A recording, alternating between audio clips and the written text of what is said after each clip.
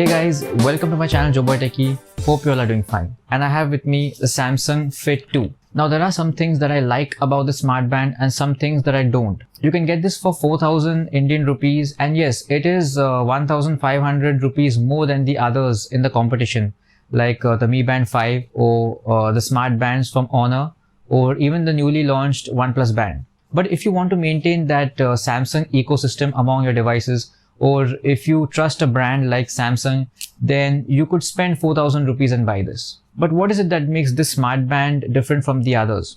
Let's find out. So this is the black color variant of the Samsung Fit 2 that was launched last year. And here on the box, the price mentioned is 4,200, but you can get this for 4,000. Not a very big difference though.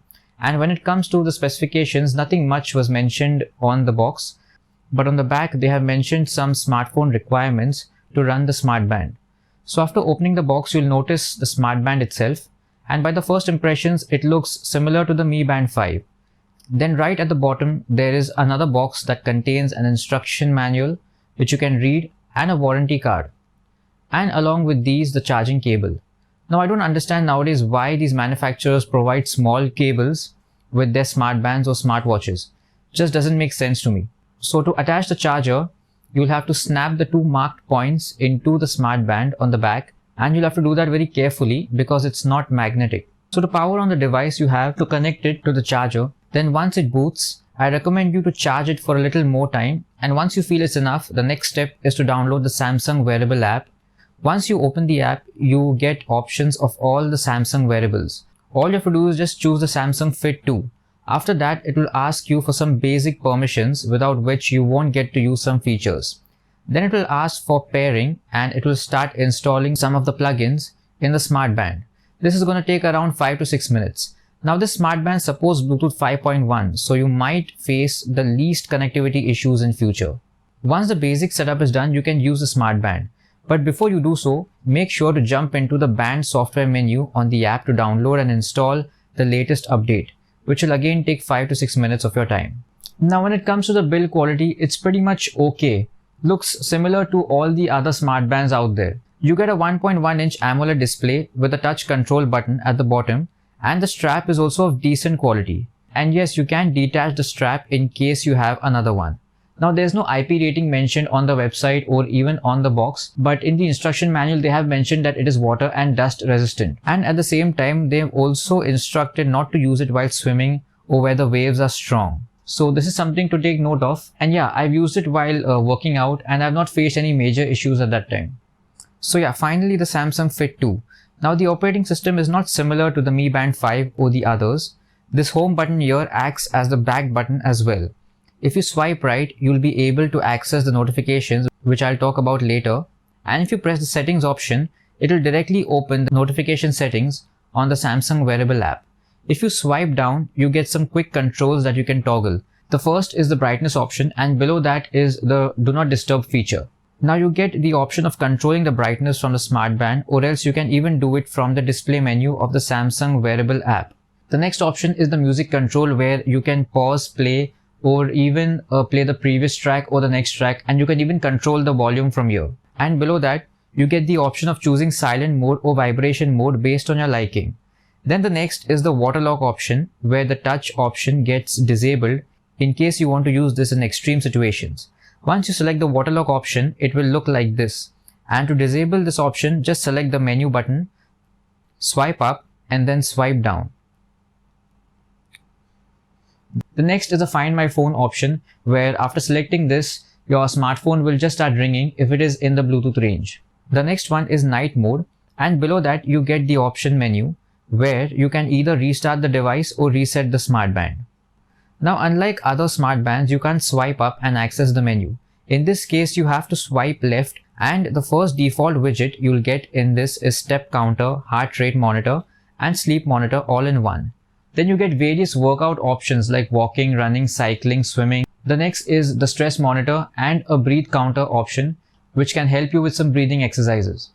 Then you get the weather widget in case you like to take note of that before you venture out. You even get alarm and countdown, which is compulsory in a smart band. And then this hand wash option, which is very nice, and you can set reminders for this from the app, which I'll talk about later. So these were the default widgets in the Samsung Fit 2. Now we'll jump into the Samsung wearable app, and the settings here are simple and straightforward. So when you select the first option, you get the device, software and battery information. You can even edit the name of the smartband if you want. Now there's an option of installing the Samsung Health app where it will sync all the data from there to your smartband. Now I had disabled the Samsung Health app previously on my smartphone because it was draining quite a lot of battery, plus I was not using it to a great extent. But you do get some useful health tracking options from that app. When you enter the health settings, you get some useful controls like automatic workout detection, stress settings and screen on during exercise. And when you jump into the manage exercise option, you can customize the default exercise settings, and you can even add or remove the exercise.